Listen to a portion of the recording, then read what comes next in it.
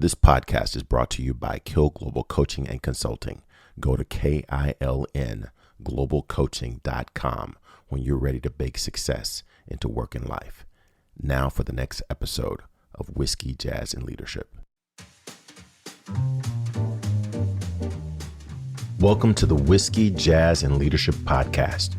Subscribe now so you don't miss a drop of straight talk you can't get anywhere else. We discuss the whiskeys to drink, music to listen to, and what it really takes to be an effective leader. I'm your host, Galen Bingham, the leadership strategist. Tonight's guest, Chief Executive Officer of the Honey Baked Ham Company, Jim Dinkins.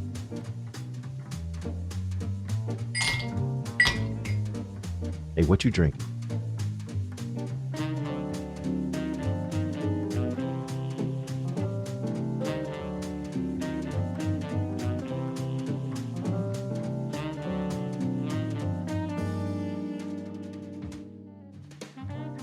This is going to be an epic conversation. I'm going to tell you right now that if you have anything that might distract you, you might want to put that aside.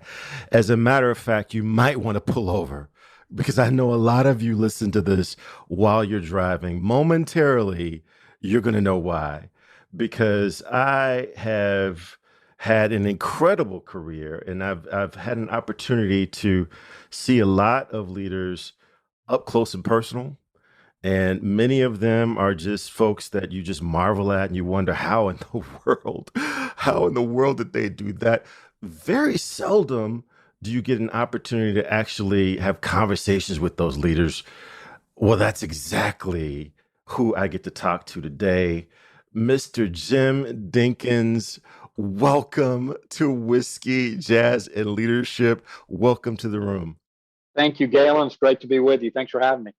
Yeah. Hey, now we go back a long way, and like I said, you're one of those guys that, you see them on a stage talking to hundreds, if not thousands, of people, and they sound very diplomatic, very good, very well put together on stage, and when you get a chance to talk to them one on one, you wonder if you're going to have that same experience. And I'll tell you. You're kind of the same way, right? You're kind of, you get what you get.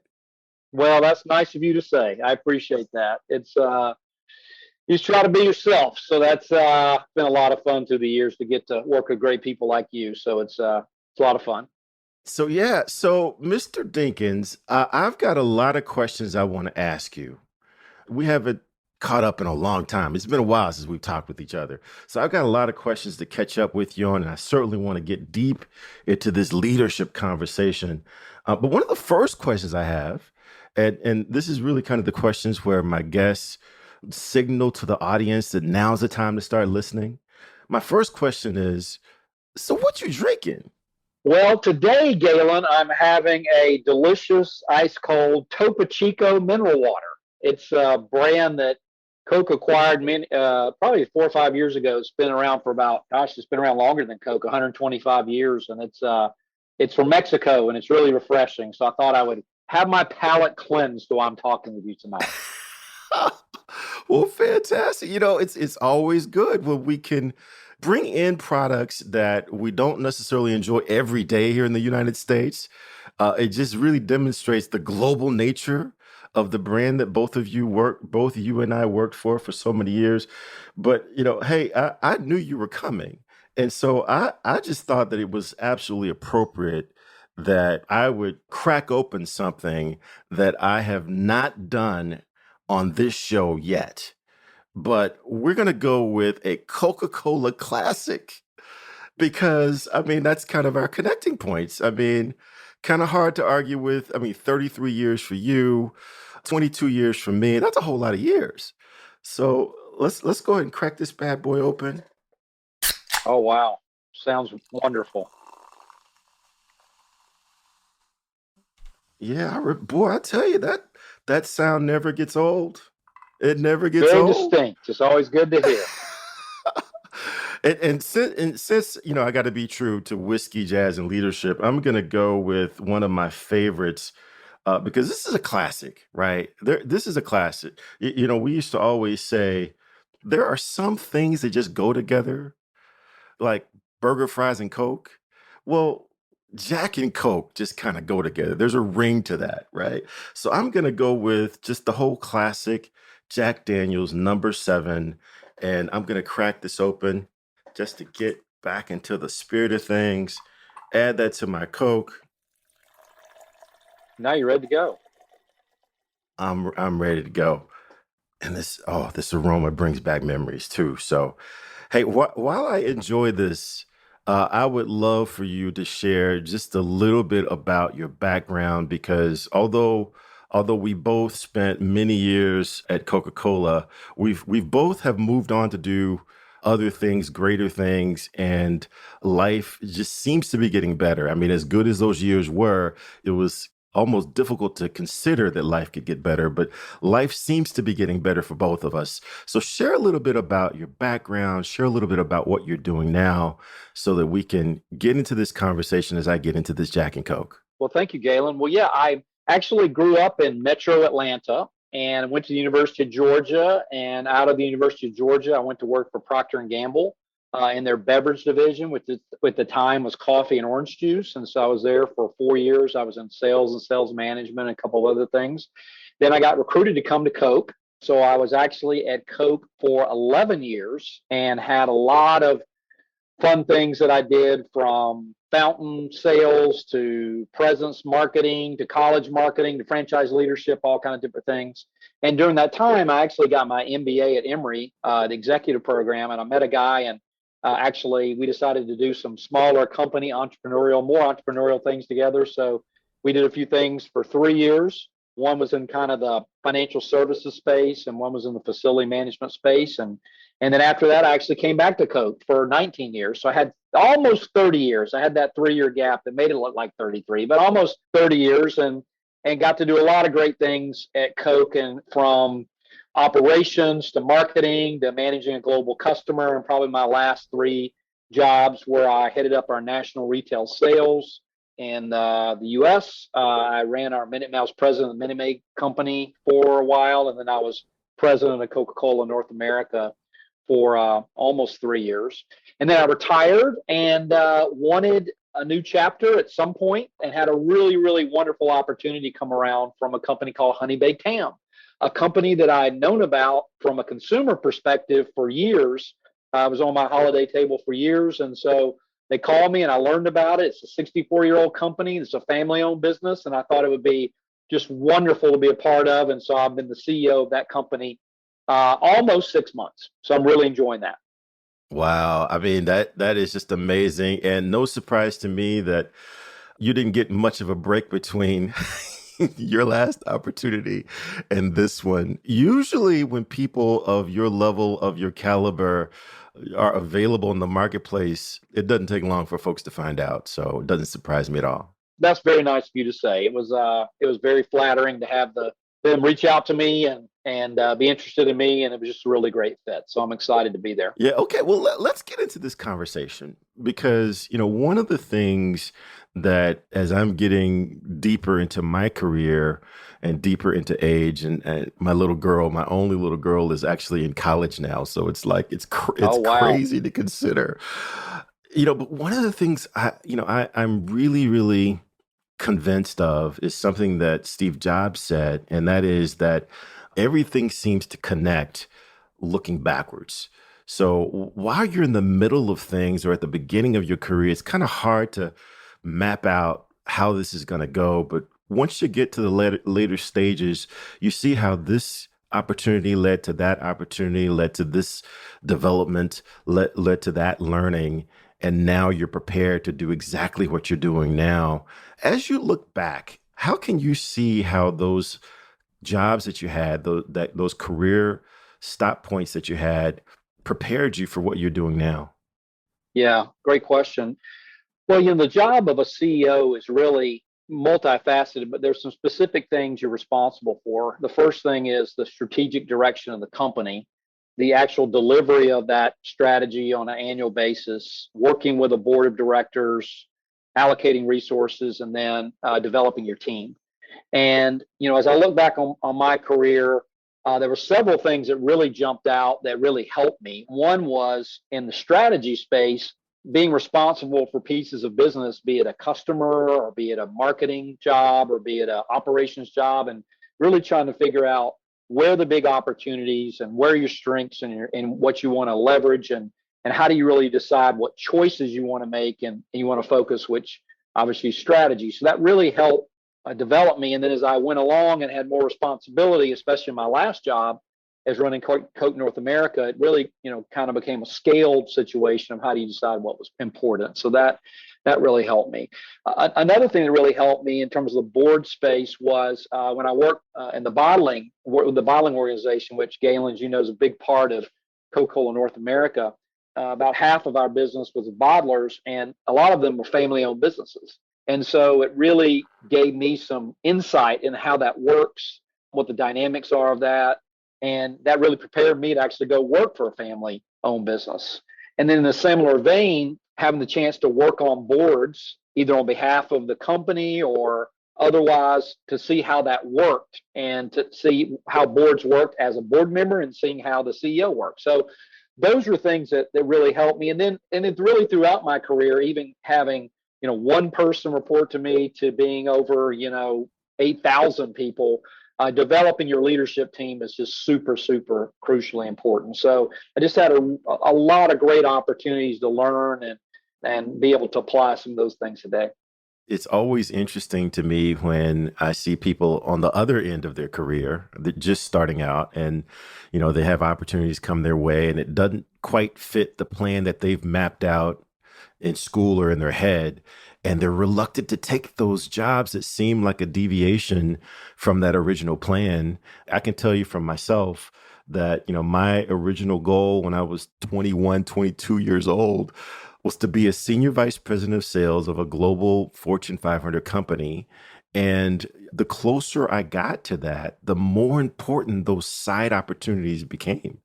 It's always intriguing to me when I hear people who are reluctant to go into operations, go into marketing, take a step into another division because it's inconsistent with their mapped out plan. Yeah. And that seemed to have been the very thing that's prepared you for what you're doing now.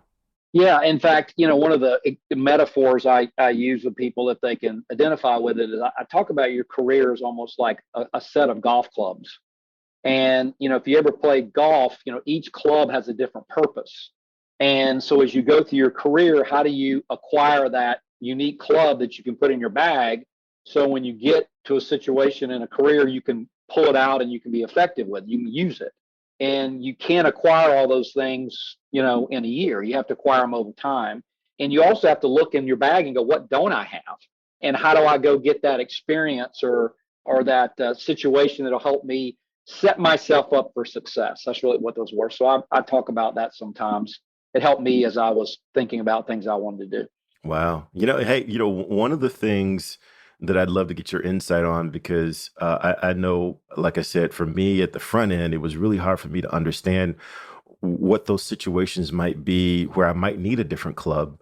And it was really not until I was able to corner some mentors who were able to say, hey, Galen, yeah, this next step might be easy for you, but that's not what you should be taking. You should do this more challenging thing over here because it's going to show you the kind of club that you might need for your bag. What role have mentors played for you? I talk a lot about invisible mentors. They could be people who you haven't met or you haven't talked to, or they could be people that you have had an opportunity to have them help you guide your career. But what role have mentors played in your career progression?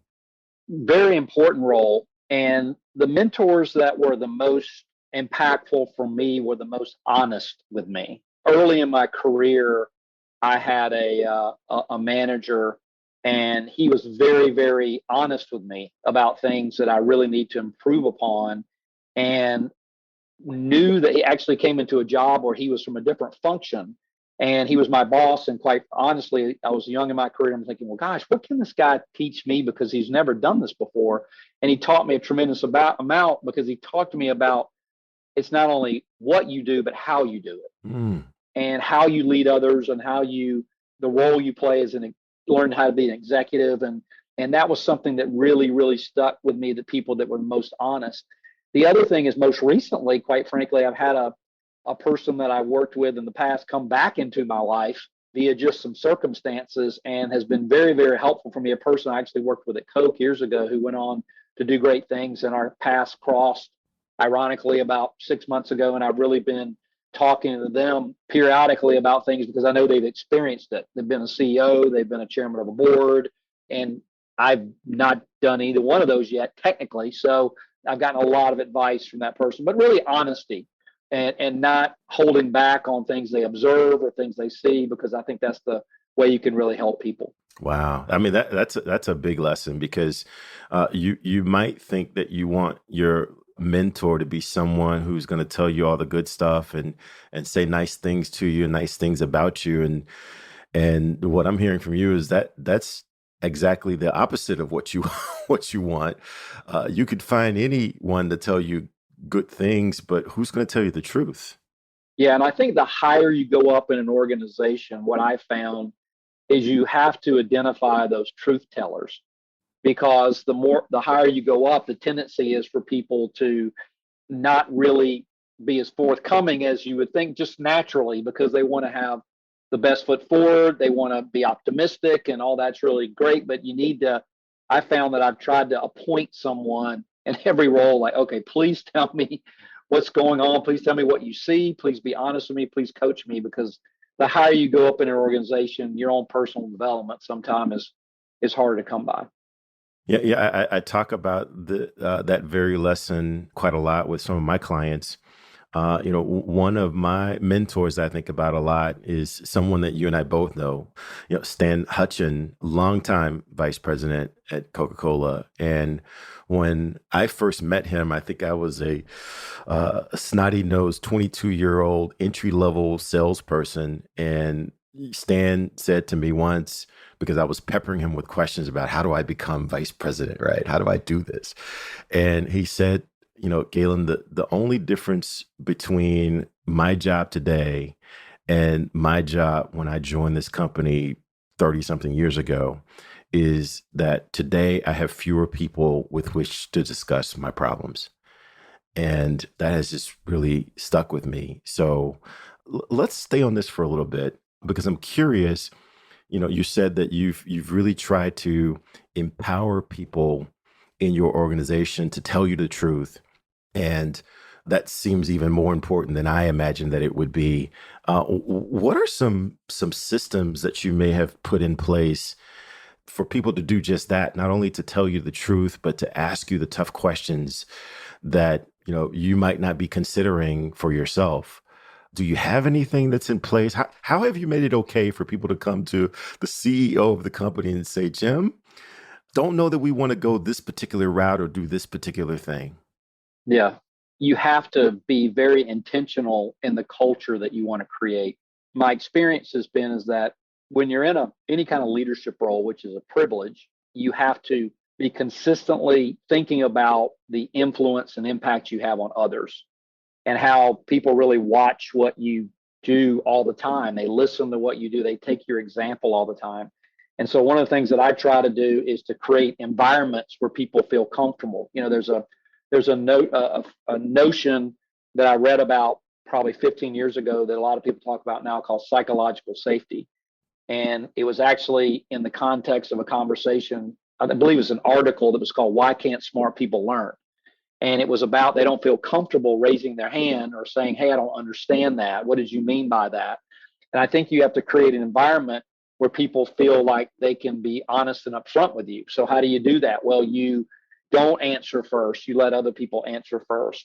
You don't make people feel silly if they ask a question that others might feel silly. You ask them for their opinion. You listen, and you just try to create that environment. And so I think it's culturally, when the organization looks to the leader and how they behave, it creates the opportunity for people to be willing to do that. Now, tactically for me, I literally talk to somebody on my leadership team and say, hey, I want you to do this. And in my one-on-ones with people, I try to ask them, hey, what can I do better? What have you observed? How's the organization doing? How do they take that? How did that sound? And so I think you have to always be on a path toward learning and feedback for you to create that kind of environment. Wow, that is so, so important. And I love the way you phrased it around creating the environment, because that's not something that just happens. I mean, you would think, I would think, hey, look, I'm a nice person. I want good things. People seem to like me. I can just show up and be CEO and I'm going to have that same environment. But what I'm hearing from you is you have to actively go out of your way to create and endorse that kind of an environment, because like it or not, as nice as you are, with the title comes weight. Yes. It could also be an indictment of leaders who came before us, right? Because, not necessarily in a specific company, but just in general, because of, and everyone's not like this, but leading in a way that made people maybe feel like they weren't as important or something like that. So you have to just really be authentic and true to yourself. And also, what I tell people is, my job is not more important than yours, it's just different. And your job is just as important to mine, it's just different. And I think that's a way that you can create a level playing field where people feel comfortable, even though it's naturally to feel uncomfortable in that situation. Yeah. Yeah. Hey, one of the things I remember very similar to your career, I was with Coke for 9.5 years. I left to get or complete my executive MBA. And then afterwards, I did a couple of other things. I had an opportunity to come back to the company. And when I came back, there was a video that was circulating throughout the company by Samotra Ghoshal, and it was entitled "The Smell of the Place." Right. By the time I had come back, it had already become legendary. So it was old news to the folks at Coke. But that video just really struck me because it talked about this culture thing that you're talking about now, and what's called the smell of the place. How people can get a sense for what the truth is, irregardless of what the leaders might be saying, right? Because we could be saying one thing, but the smell of the place would suggest something totally different. And you have done a great job of encouraging that culture, encouraging that smell, whether it's in people telling you the truth or whether it's in people being innovative. Can you draw a line between how the culture that you've created as a leader has led to innovation or has encouraged innovation in the minds of people in the organization? Yeah. I think the notion that we talked about, having people, there's a notion that we talked about in my last job at Coke called boundaryless thinking. And we discussed the phenomenon of, if you ask a 6-year-old if they can sing, they say, of course I can sing. If you ask a 6-year-old if they can dance, they go, oh, I'm a great dancer. But if you ask a 26-year-old, they go, oh, I can't sing and I can't dance. And part of that is something happens to us between 6 and 26 or 36 or 16 or something, where people become to see all the things they can't do instead of the things they can do. And so I think in some cases you have to give permission that people can be innovative. You also have to create a culture where learning is part of maybe failure, if you want to call it that, or not being successful. That, what did you learn from something? You can't create a punishment culture with that. You have to learn from it. And so you've got cultural things you can do, and then you can do fun things to bring out innovation. One of the things that actually one of my colleagues came up with at Coke North America was this thing called the Grand Challenge. And it was kind of like a Shark Tank where we opened it up to the organization and they could come in and present things. And we had some really cool ideas that came out that really made a difference in our business and some for the society. Like this one group came up with this way that actually was called a thing that actually captured litter out of rivers. And it was something we funded and actually some other people funded it. So I think you have to try to create the culture, and nobody's perfect. So and you have to have the right organization too. One person can definitely influence it, but it takes the right organization. And then you have to create tools for the organization to do, like the Shark Tank ideas, and just make sure that people do that. In fact, one of the things that I think James Quincy did really well at Coke in his initial role as CEO is he actually talked about on one of his first earnings calls about something that didn't work, an innovation that didn't work. Wow. And I had never heard a CEO talk about that on an earnings call, right? Me and either. I thought that was very impactful because he was allowing the organization to say, hey, look, that's okay. It didn't matter that it really didn't work. What did we learn from it, and where do we go from there? So those are just a few things that I think are helpful. Hey, it's not too late. Hit that subscribe button so you're sure to catch the next episode. If you're really enjoying the vibe, leave us a review or become a VIP for guest and show exclusives. Cheers.